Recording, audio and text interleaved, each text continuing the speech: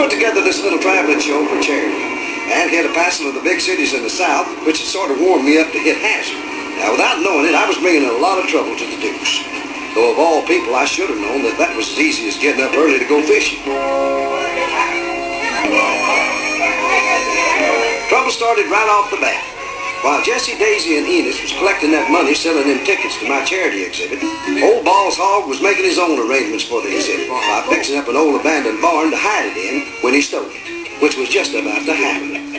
Here he comes. Now, you remember what Mr. Hogg said. You be real polite to Mr. Jennings.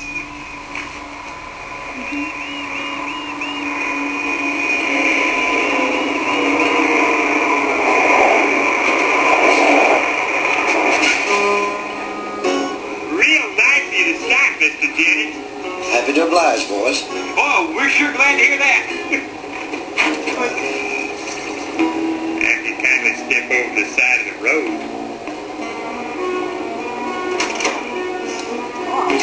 Now, I've seen die-hard fans desperate for an autograph, but I ain't never given one a gun point. Sure has been a pleasure, Waylon. I wish I could say the same. I've got all your records, man. Come on! I got his autograph.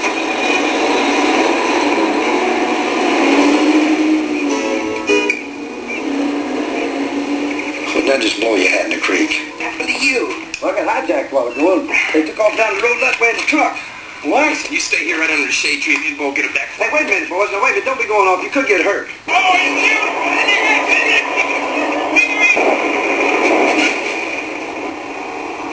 When the boys came back, they said they'd lost the truck. Then along came something that made them think that they'd lost their minds. Hey, Bo, take a look at this. Wait a second. You think that's the truck we've been chasing? Yes and no.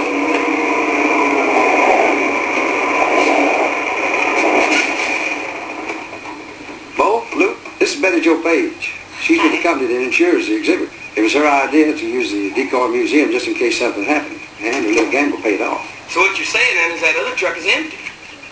We've used this all along the tour. Unfortunately, this is the first time we've needed it. Say, maybe you guys would like to see the museum. You give me a chance to clue Betty Jo into what's been happening. Sounds good to me. Lead the way. That's when the Duke boys came along and took out after them. You know, I bet that's the first time they ever lost anything on wheels. So they're pretty good drivers. The very best. Never seen nothing like it. I think they're impressed. Boys, here's a little token of appreciation for the risk that you two took. I only gave them one half. That'd give them something to fight over. When we got to Hazzard, everybody figured all the excitement was over. But I should have known better. Now, Waylon, you're going to take supper with us, ain't you? I got a crawdad biscuit cooking. We're going to have catfish, collards, and cornbread. I wouldn't miss your cooking for nothing. While Boss Hogg was cooking up his plan, my old friend Jesse had cooked up enough food to have an all-day singing and dinner on the ground. We thank you for this bounteous table you've placed before us. Oh, and Lord, we want to thank you for not letting Waylon's museum get stolen. Amen. Amen. Amen. Waylon, tell us how you first met Mr. Duke. It was right before my first professional appearance, and somebody stole my guitar. A stranger came along and gave me enough money to buy me another guitar. And that stranger was Jesse Duke. Waylon paid me back with interest. All them great songs. You know, I've been prouder than a peacock over your career, Waylon. Well, thank you. Thank you. What do you suppose them two wanted with the museum anyway? Well, those two are probably long gone by now anyway. Well, I sure hope you're right, Jesse, because, you know, if anything ever happened in that museum, I don't know how I'd ever face my friends again. Well, you don't have to worry about a thing. We got the best lawman in all the South working on it right now. Get it straight. That's about the extent of it, Waylon. I can't tell you how sorry we are. Well, first off, I want y'all to know that I know y'all didn't have a thing to do with it. Well, we sure appreciate that. I'll tell you, Waylon. Somehow, some way, we're going to get that museum back for you. Well, I know you're going to give it your best shot.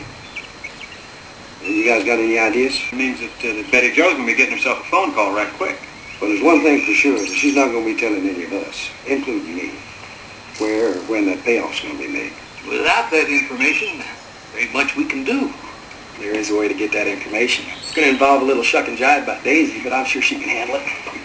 What? Yeah, you got to stop by home first, pick up a mop.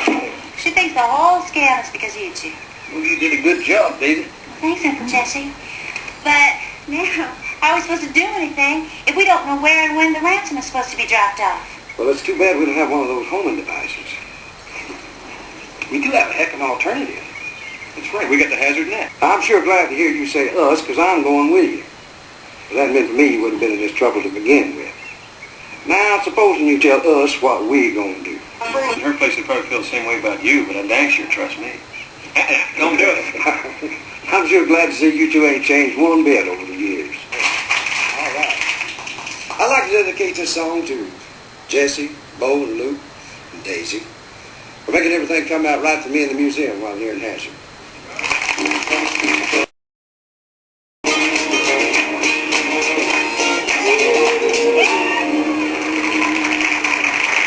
After all this happened, I had this picture taken, and I put it in a place of honor in